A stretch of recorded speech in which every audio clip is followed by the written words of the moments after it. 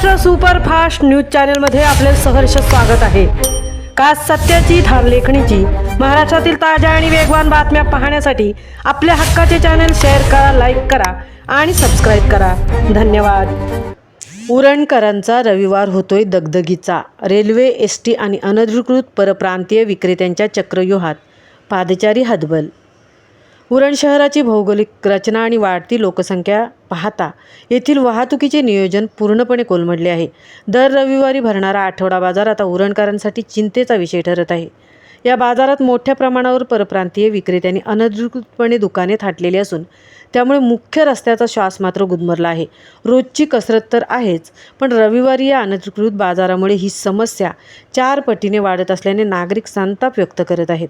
एका बाजूला गजबजलेले मच्छी मार्केट, हाकेच्या अंतरावर असलेले एसटी बसस्थानक, NNMT बसचा थांबा आणि नव्याने सुरू झालेले रेल्वे स्थानक या सर्वांचा केंद्रबिंदू 4 फाटा बनला आहे। विशेष म्हणजे 4 फाटा येथील 4ही बाजूंना रिक्षा स्टँड आहेत, त्यामुळे येथे प्रवाशांची आणि रिक्षांची सतत प्रचंड गर्दी असते।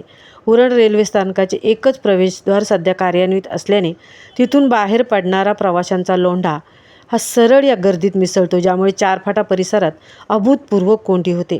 रविवारच्या बाजारात स्थानिक विक्रेत्यांपेक्षा परप्रांतीय व्यावसायिकांची संख्या अधिक दिसून येते। या व्यावसायिकांनी रस्त्याच्या दुतर्फा आणि अगदी मुख्य चौकातही अनधिकृत दुकाने थाटल्याने चालण्यासाठी साधी जागाही उरलेली नाही। त्यातच रस्त्याच्या दोन्ही बाजूला बेशिस्तपणे उभ्या असलेल्या दुचाकी आणि रिक्षांच्या रांगांमुळे या बाजारपेठेला जणू छावणीचे स्वरूप प्राप्त होते। मुळेकण फाटा ते राजपाल नाका हे अंतर कापताना पादचाऱ्यांना आपला जीव मुठीत धरून मोठी कसरत करावी लागते। रेल्वे स्थानकावरून गाडी आली की रिक्षा आणि दुचाकी स्वारांची जी झुंबड उडते, त्यात लहान मुले, महिला आणि वृद्धांना त्यातून मार्ग काढणे अशक्य होते। पोटासाठी व्यवसाय करणे ही एक बाजू असली तरी अनधिकृतपणे रस्ते अडवून लोकांचा जीव धोक्यात घालणे किती योग्य आहे, असा सवाल उपस्थित केला जात आहे।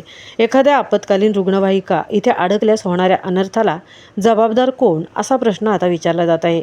उरण नगर परिषद आणि वाहतूक पोलीस प्रशासनाने या अनधिकृत परप्रांतीय विक्रेत्यांवर आणि बेशिस्त पार्किंगवर कठोर कारवाई करावी अशी मागणी जोर धरत आहे। रेल्वे स्थानकाची दुसरी बाजू लवकरात लवकर सुरू करणे आणि रविवारच्या बाजाराचे योग्य नियोजन करणे हाच यावर एकमेव उपाय असल्याचे नागरिक सांगत आहेत।